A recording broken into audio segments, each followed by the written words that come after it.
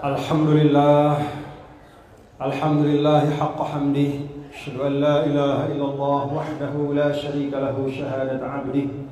Wa asyhadu anna sayyidana wa habibana Muhammadan 'abduhu wa rasuluhu shadiqu wa'dih.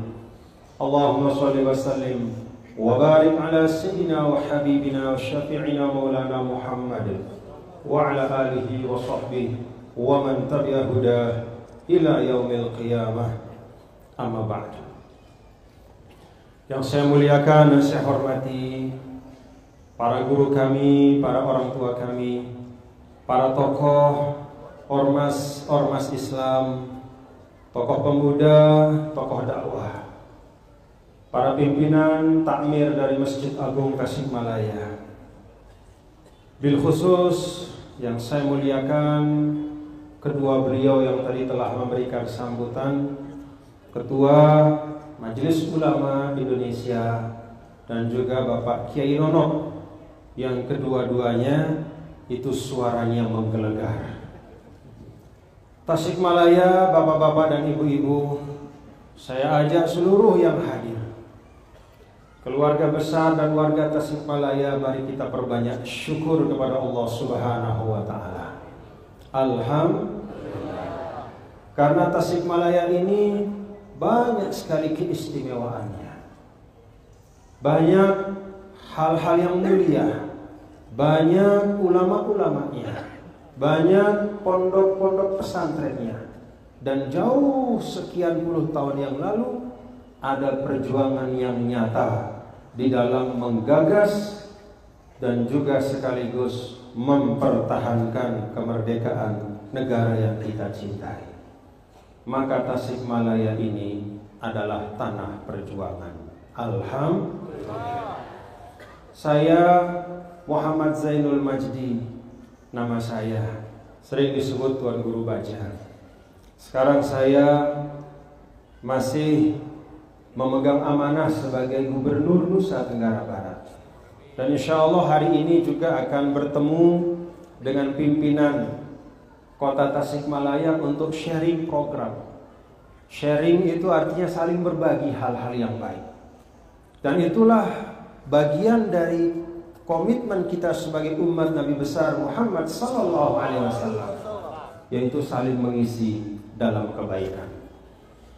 Kalau dalam Al-Qur'an Allah Subhanahu wa taala menyebutkan dalam suratul Hujurat, A'udzubillahi minasyaitonir rajim. Ya ayyuhan nas, inna khalaqnakum min dzakarin wa untha wa ja'alnakum syu'uban wa qabaila lita'arafu inna akramakum 'indallahi atqakum innallaha 'alimun khabir.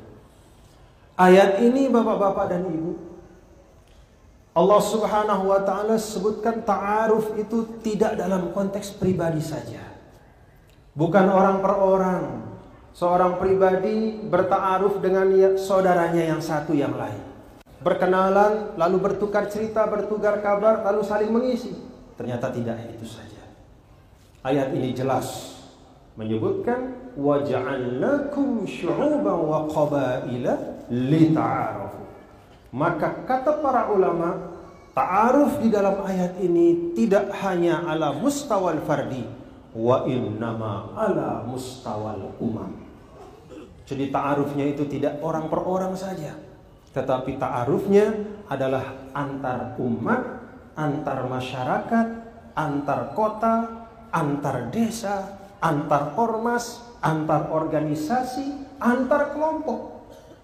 Maka kata para ulama, kalau umat Islam dan kita diantaranya bagian dari umat Islam menghayati betul makna lita'arafu di dalam ayat ini, maka insya Allah tidak ada gontok-gontokan antar organisasi, tidak ada ketegangan antar kelompok, tidak ada kebencian antara satu umat dengan umat yang lain, tidak ada jauh atau terpisah hati antara satu bagian dakwah dengan bagian dakwah yang lain. Karena dalam ayat ini lita'arafu, ada al-urfu, ada al-irfan, ada al-ma'rifah. Dekat, saling kenal dan saling belajar. Maka sesungguhnya saya datang untuk itu ke kota Tasikmalaya ini. Saya ingin belajar dari semangat perjuangan yang hidup, yang terasa di kota Tasikmalaya, di Kabupaten Tasikmalaya ini. Saya ingin belajar dari tokoh-tokoh Tasikmalaya. Saya ingin belajar dari guru-guru yang ada di Tasikmalaya, yang namanya mengharumkan ranah dakwah nasional, yang namanya mengharumkan dakwah Islamiyah di seluruh penjuru negeri. Itulah tujuan saya hadir, membangun silaturahim. Maka saya sampaikan tadi, Tasikmalaya ini hebat.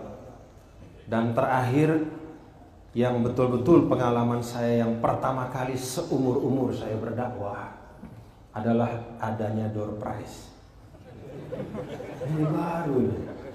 Ini baru. Saya lagi mikir-mikir, kira-kira cocok nggak diterapkan di NTB?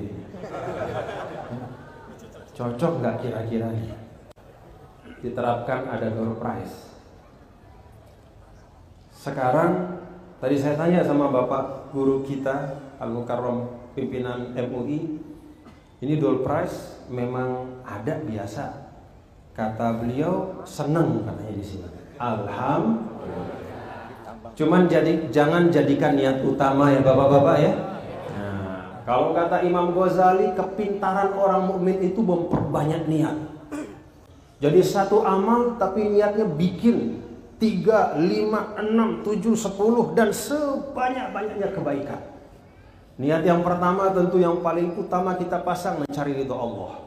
Lalu kemudian kita datang ini niatkan silaturahim. Datang ke sini niatkan tambah ilmu. Tambah lagi niat iktikaf. Tambah lagi niat bersama-sama sholat jamaah. Tambah lagi niat saling mengucapkan salam satu sama lain. Tambah lagi, tambah. Niat yang terakhir, ya bolehlah paling akhir ya. Cuma jangan ditaruh di atas. Nah, tapi tidak apa-apa. Inilah keindahan Islam, Bapak-bapak Ibu. Jadi Islam sebagaimana yang diajarkan oleh Nabi kita, Nabi besar Muhammad sallallahu alaihi wasallam, adalah Islam yang penuh dengan keindahan. Islam yang ketika seorang mulai mengenalnya tidak ada respon apapun di hatinya kecuali jatuh hati. Islam yang ketika orang zaman dulu pada saat Rasulullah sallallahu alaihi wasallam hidup, datang ke Madinah dari sudut Jazirah Arab yang jauh sekali, ketika mendengar ada satu agama yang didakwahkan oleh seorang yang namanya Muhammad, begitu sampai Madinah, belum sampai masjid sebagaimana diceritakan dalam sirah, belum sampai masjid, belum jumpa Rasul, begitu mencium dan merasakan menarik nafas di kota Madinah yang penuh dengan kasih sayang dan persaudaraan. Kota Madinah yang penuh dengan hawa yang baik, energi yang positif. Kalau kata para ulama sebagaimana diceritakan oleh para sahabat, yusma'u min kulli baitin dawiyun kadawiyin nakhli. Setiap malam-malam di Madinah itu ada dengungan di dalam rumah-rumah. Bukan karena suara TV, bukan karena suara bicara satu sama lain, bergosip dan seterusnya, tapi karena lantunan bacaan-bacaan Al-Quran. Baru menghirup hawanya saja, orang Arab yang datang dari jauh ujung jazirah itu bersyahadat la ilaha illallah Muhammadun Rasulullah. Kenapa? Islam mengalirkan energi kebaikan. Itulah Islam.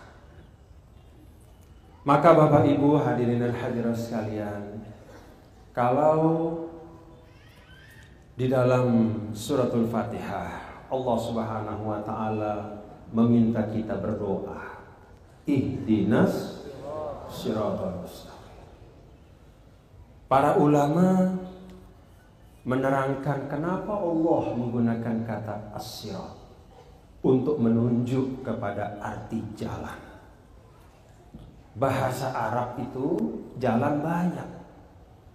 Jalan itu bisa thoriq, jalan itu bisa syari'.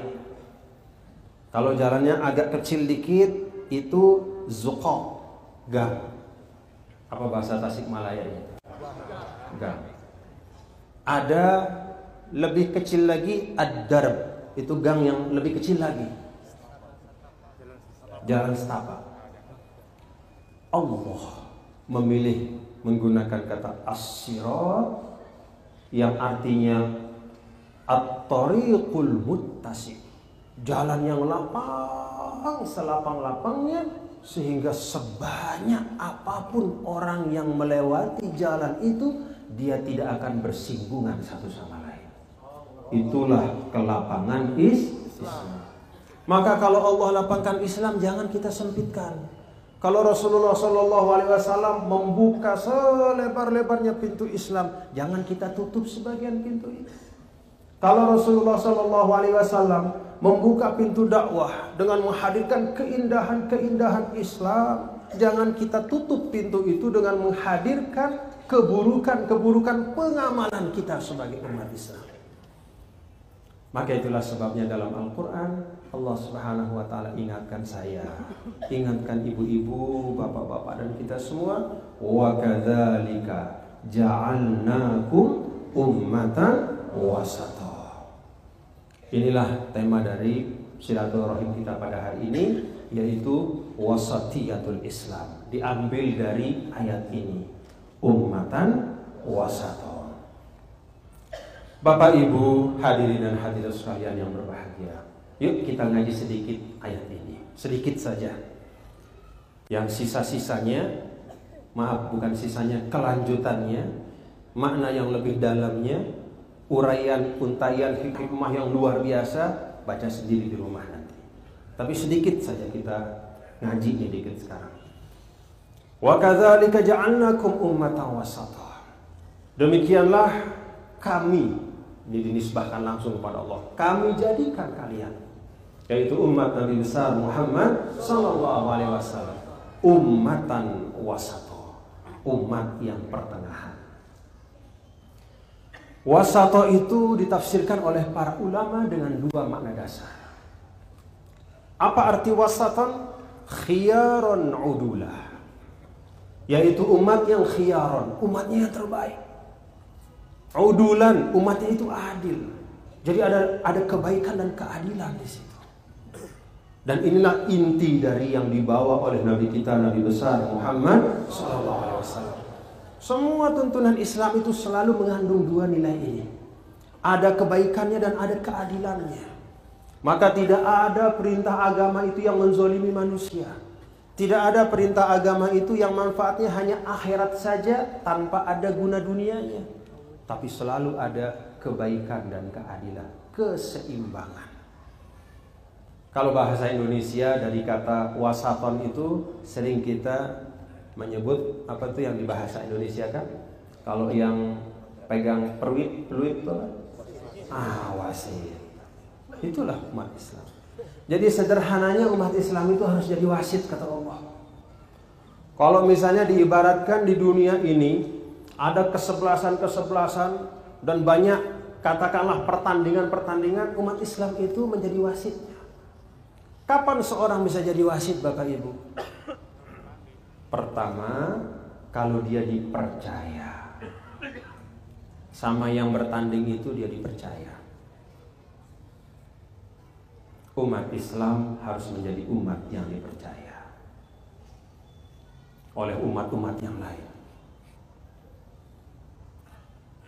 Dulu ketika Islam datang ke Madinah, nih kita perhatikan ya Bapak Ibu. Umat Islam datang ke Madinah, Rasul sallallahu alaihi wasallam. Penduduk Madinah itu ada 10.000 orang. Dari 10.000 orang itu 1.500 adalah Rasulullah sallallahu alaihi wasallam beserta dengan sahabat-sahabat dan keluarga mereka. Berapa persen? Dari 10.000, 1.500 berapa persen? Berapa persen? 15%. Kalau bahasa Bapak Ibu sekarang nih, bahasa kita nih, itu mayoritas apa minoritas? Minoritas. Tapi pada saat baginda Rasulullah SAW bersama sahabat itu minoritas, yang mayoritas 8.500, 4.000-nya orang Arab dan 4.500-nya orang Yahudi, itu mempercayakan Nabi sebagai pemimpin mereka. Kenapa? Percaya kepada Rasulullah SAW. Jadi Rasulullah SAW membuat Mitsaqul Madinah.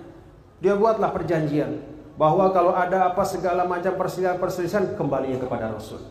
Mau yang 85% itu, yang 8.500 itu mau mengikut kepada yang 1.500. Kenapa? Karena ada percaya. Rasul Shallallahu Alaihi Wasallam dapat dipercaya. Nah, kita sekarang kira-kira dipercaya nggak sama umat lain? Belum juga rasanya. Apa sebabnya? Banyak. Salah satu di antaranya yang paling pokok, bagaimana mungkin kita akan dipercaya oleh umat-umat yang lain kalau di antara kita umat Islam tidak saling percaya. Itu sebabnya dulu Allah Subhanahu wa taala ketika memberikan arahan-arahan kepada baginda Rasulullah SAW dan kepada para sahabat, asas di antara yang dibangun oleh Allah itu adalah supaya antar umat Islam itu saling percaya.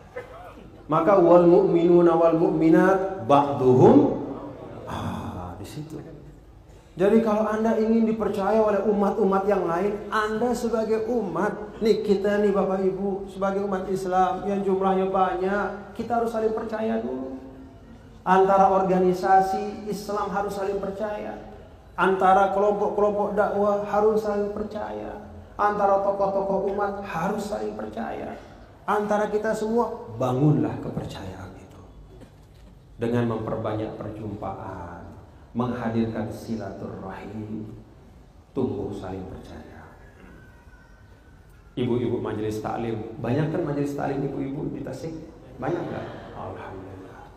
Antara majelis taklim jangan saling iri, harus saling percaya. Karena kalau kita ingin menjadi ummatan wasata, menjadi umat yang dijadikan wasit, kalau ada perselisihan apapun kembalinya kepada kita untuk menyelesaikan. Kalau ada hal-hal yang menyulitkan dan membingungkan, maka fatwa umat Islam yang akan didengar, posisi umat Islam yang akan dihormati. Kalau kita ingin dipercaya oleh umat-umat yang lain, mari kita internal umat Islam saling percaya. Demikian pun sama sebagai satu bangsa.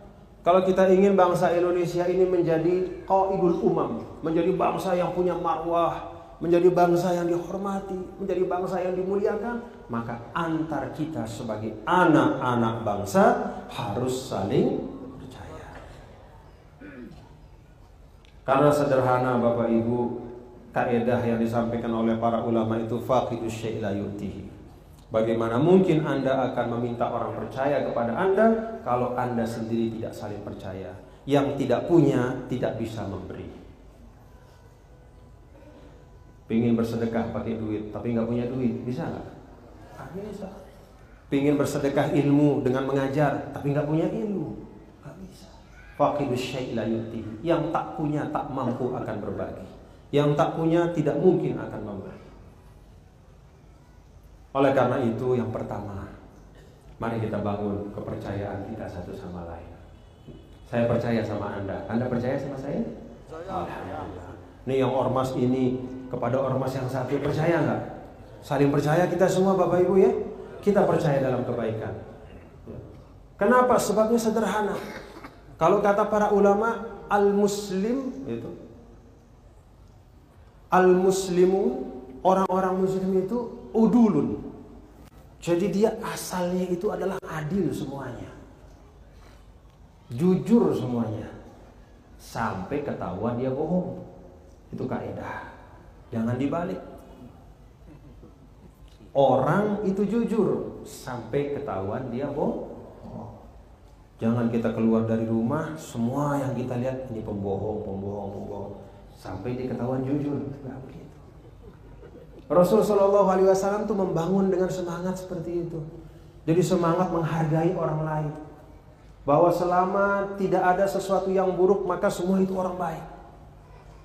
Itulah yang disebutkan di dalam hadis Nabi kita, Nabi besar Muhammad SAW. Kullu mauludin yuladu alal fitrah. Setiap jiwa manusia itu ada fitrah kebaikan dalam dirinya.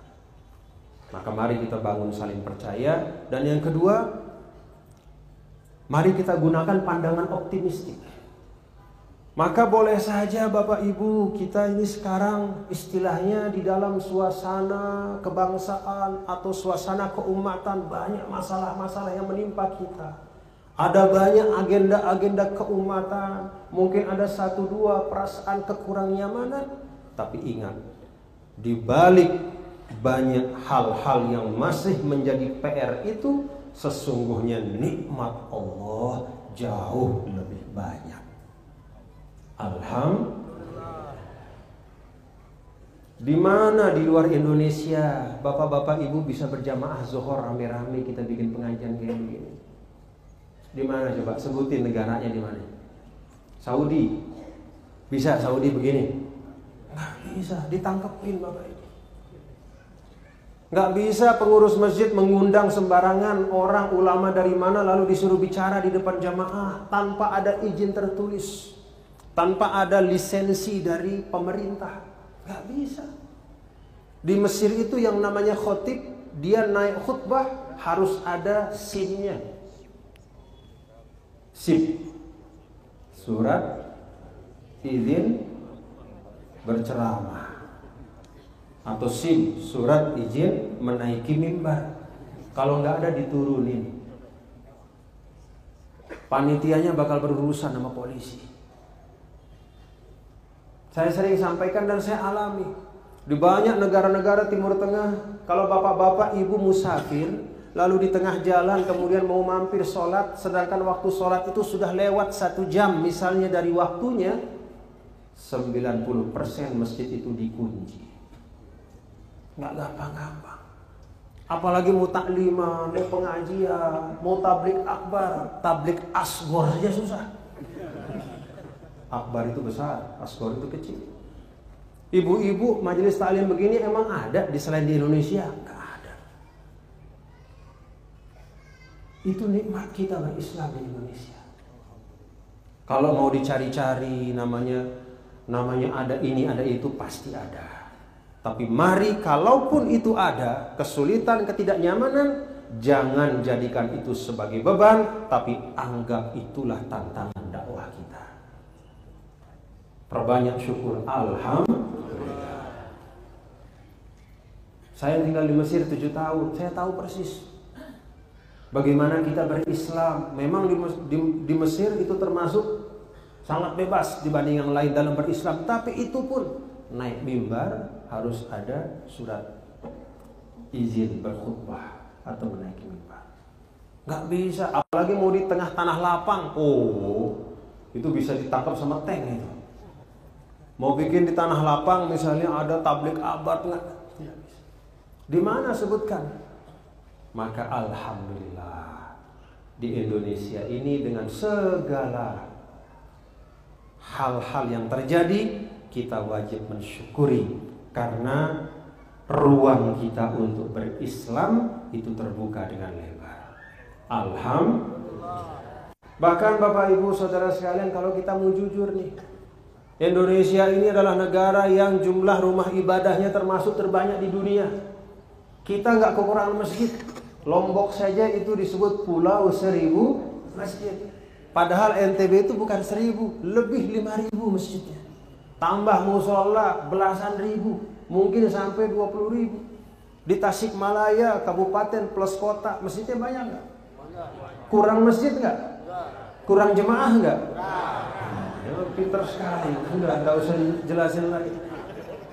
Jadi kita adalah bangsa dan umat yang tak kekurangan masjid, tapi masjidlah yang kekurangan jemaah. Ini tertawa yang bukan menunjukkan kita senang nih Bapak ya. Kalau kata orang Arab, syarrul baliyah mayudhi. Itu musibah kalau udah berat banget, air mata sudah habis, kompensasinya kita ketawa. Tapi ketawa karena udah gak bisa nangis lagi. Itu musibah yang sudah berat. Rasa-rasanya seperti itu tadi ketawanya. Bagaimana kita sesungguhnya fasilitas untuk kita membangun keislaman kita di Indonesia ini, alhamdulillah terbuka lebar. Mari kita manfaatkan sebaik-baiknya. Kita bangun semangat keislaman kita. Kita bangun kepercayaan satu sama lain antara kita komponen umat. Agar umat-umat yang lain pada akhirnya bisa percaya bahwa kita sebagai umat Islam ini cocok menjadi pemimpin peradaban. Mari kita antar bangsa Indonesia ini juga saling percaya, agar bangsa-bangsa di luar Indonesia juga percaya bahwa Indonesia itu pantas untuk memimpin peradaban.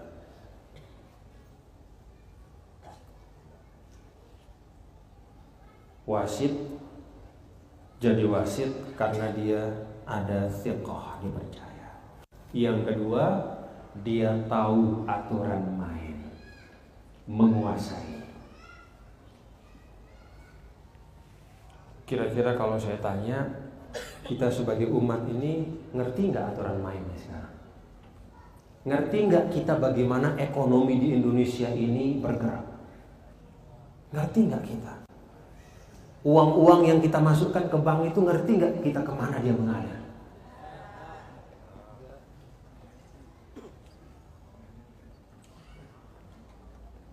Maka bangun. Majhul.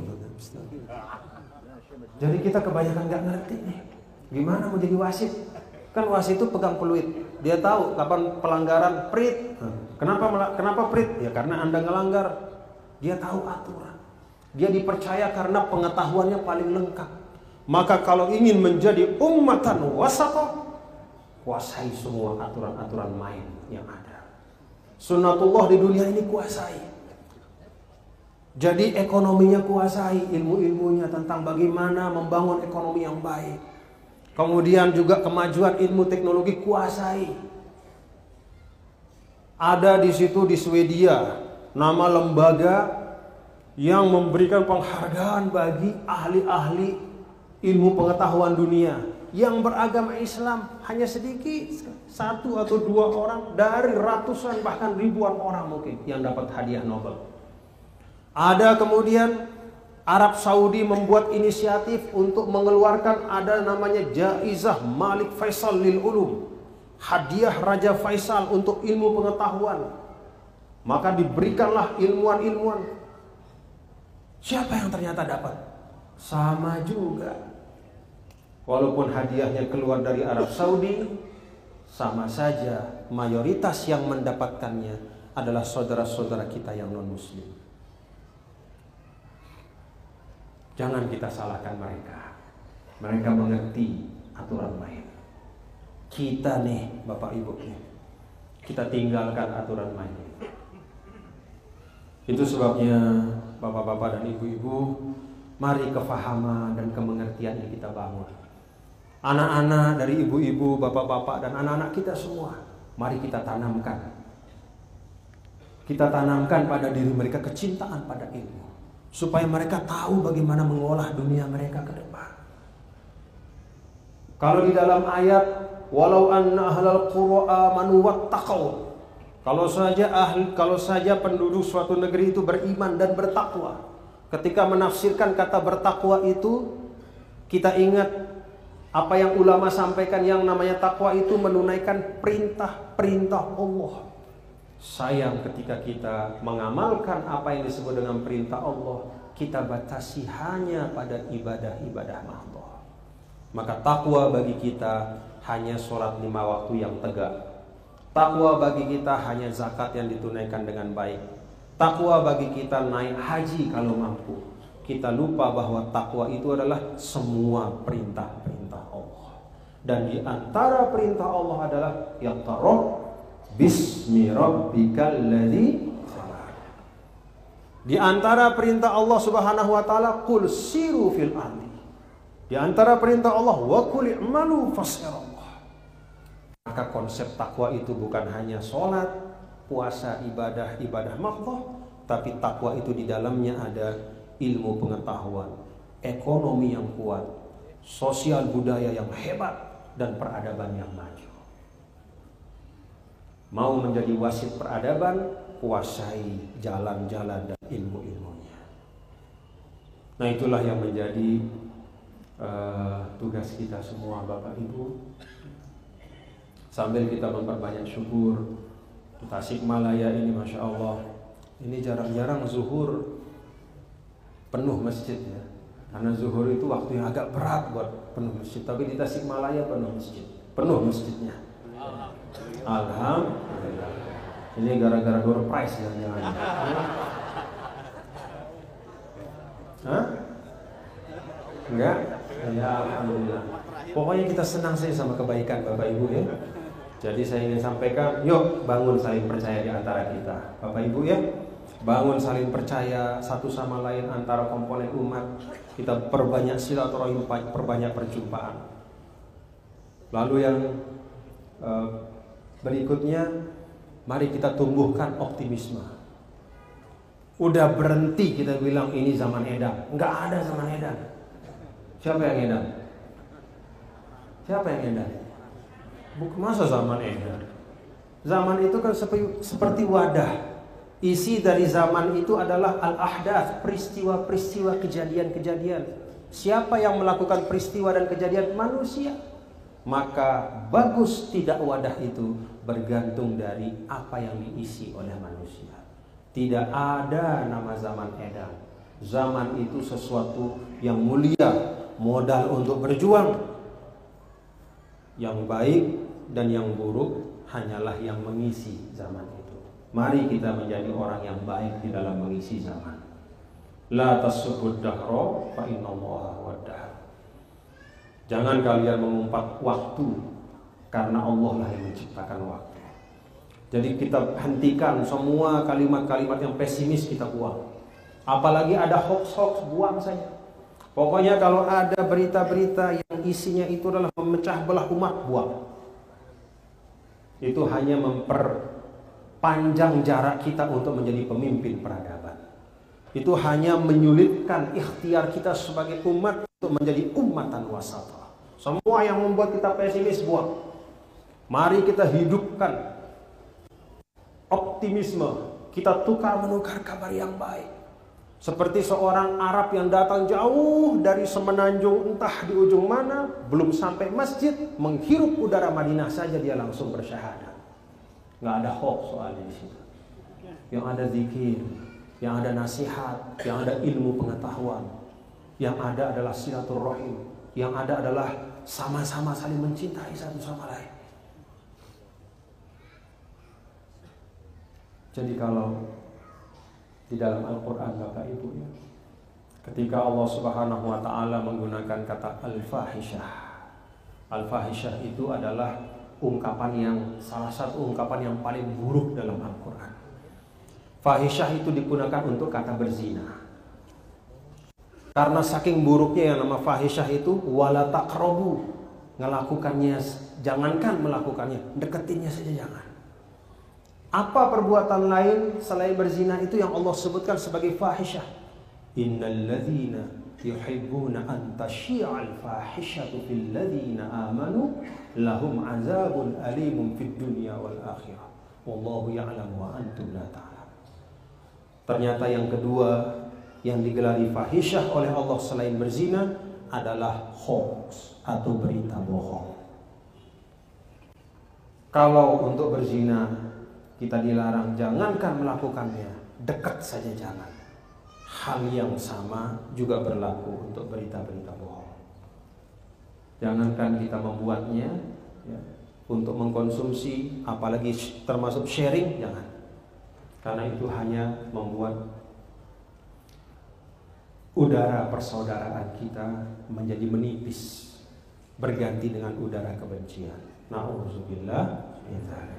Nah, yang kedua tadi adalah sebagaimana wasit itu dia harus punya ma'rifah tamah, pengetahuan yang utuh tentang rule-rule yang berlaku, tentang hukum-hukum serta aturan main yang berjalan. Bagaimana hukum-hukum ekonomi itu bergerak, kita belajar supaya kita tidak hanya menjadi konsumen tapi bisa memproduksi.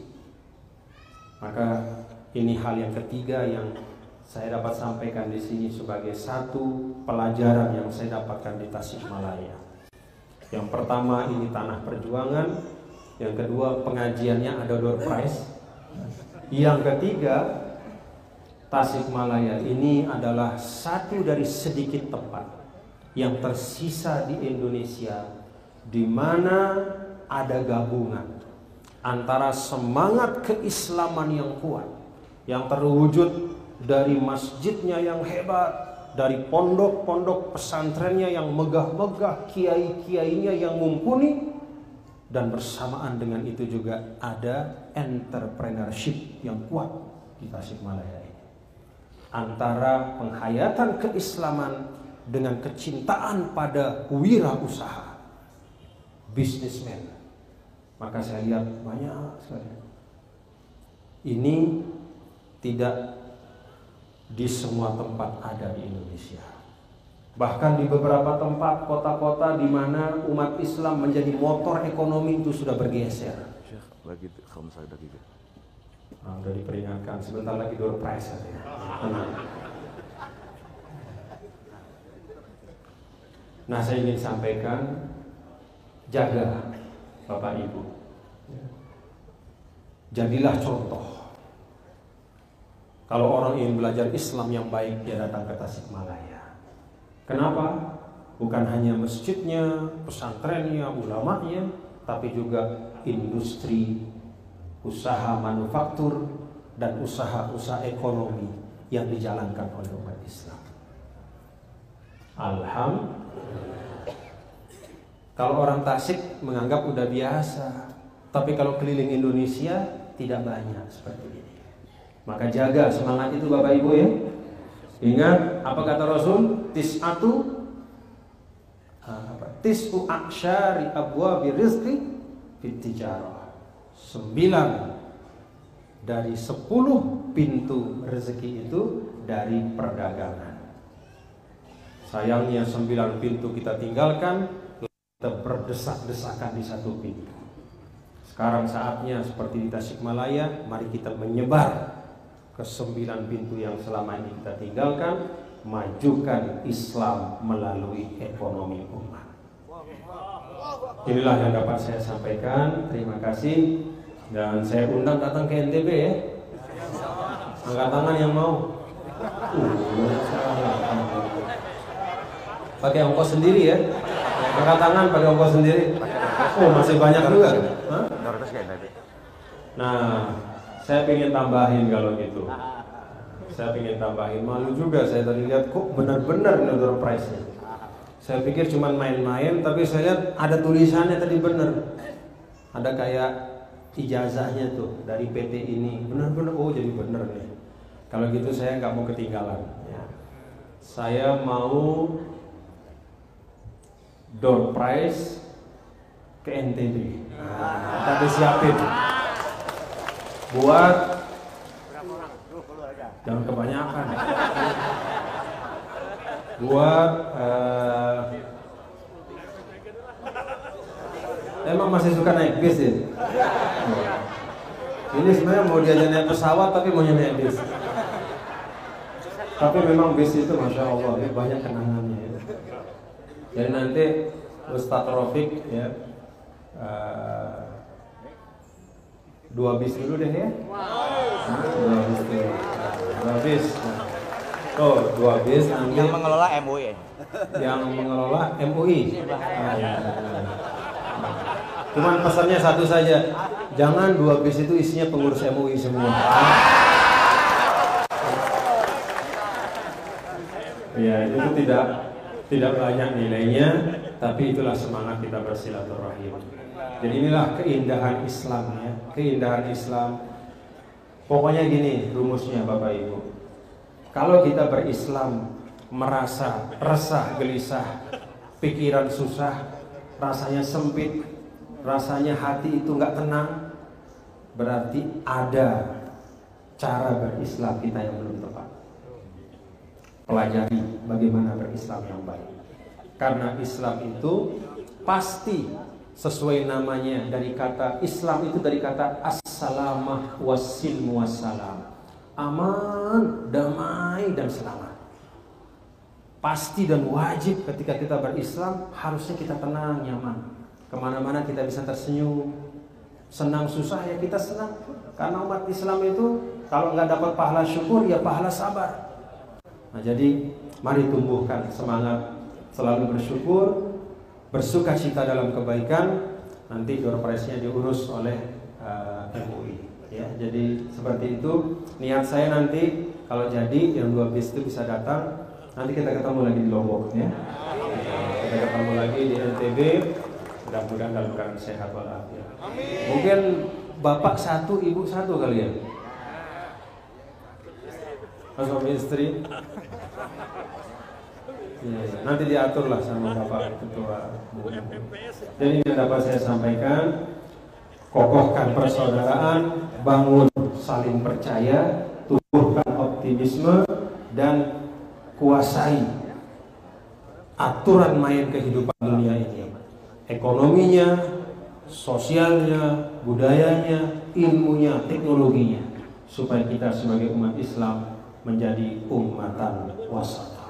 Allahu a'lam bishawab. Mohon maaf sebesar-besarnya kalau banyak kekurangan dan kekhilafan. Allahumma fiq wal hadi ila sabil rasyad. Allahumma fiq ila aqwamit thariq. Wassalamualaikum warahmatullahi wabarakatuh. Bisa untuk ketua DKM. Oh iya. Ini saya serahkan, ini namanya mushaf NTB. Nah, ini mushaf NTB. Ini covernya ini adalah motif dari tenun NTB. Ada motif tenun Sasak, ada motif tenun Sumbawa, ada motif tenun Bima. Ini menunjukkan satu simbol bahwa Islam itu mencintai keindahan dan kebaikan. Nah, diterima tanda Saya terima, jazakallah. Terima kasih. Assalamualaikum warahmatullahi wabarakatuh. Alas. Untuk prize dipandu oleh sama alumni. Oh, langsung. Kita Irfan Hilmi dipersilakan memandu prize. Syair Van Hilmi, fadol. Kita nggak ada ini langsung. Hah? Bismillahirrahmanirrahim. Untuk door prize-nya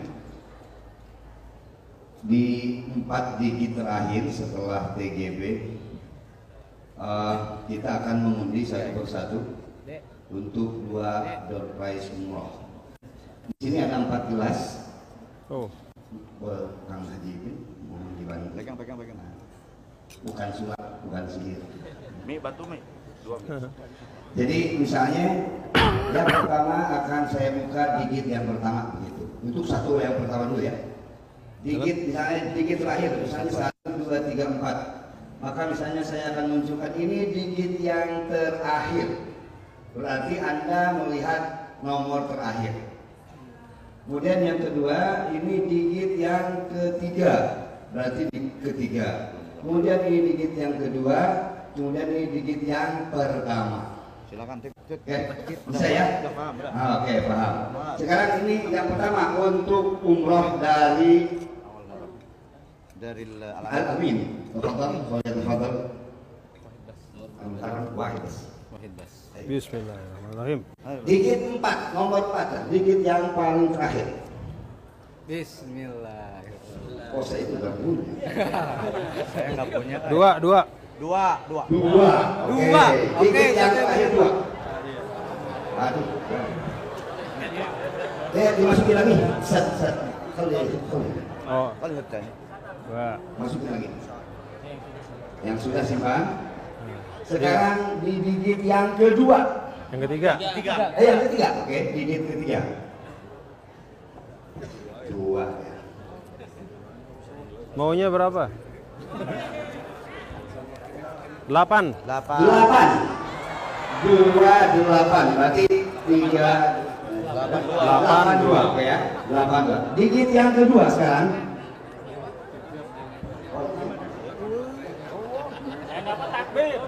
Delapan dua. Digit yang kedua. Susah bener nih, ganti deh.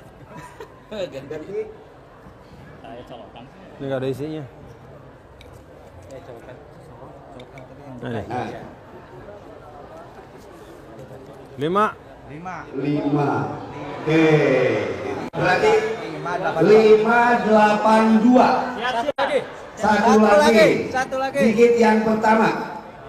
Antara 0 sampai 9. Antara 0 sampai 7. Sampai 9. 3. Berarti 3, 5, 8, 2. 3, 5, 8, 2. Alhamdulillah. 3, 5, 8, 2. Masya Allah. 3, 5, 8, 2. Wah.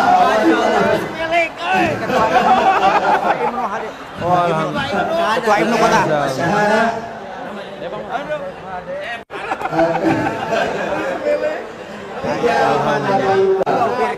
Oke, yang kedua selanjutnya. Ketua MUI Kota. Dah.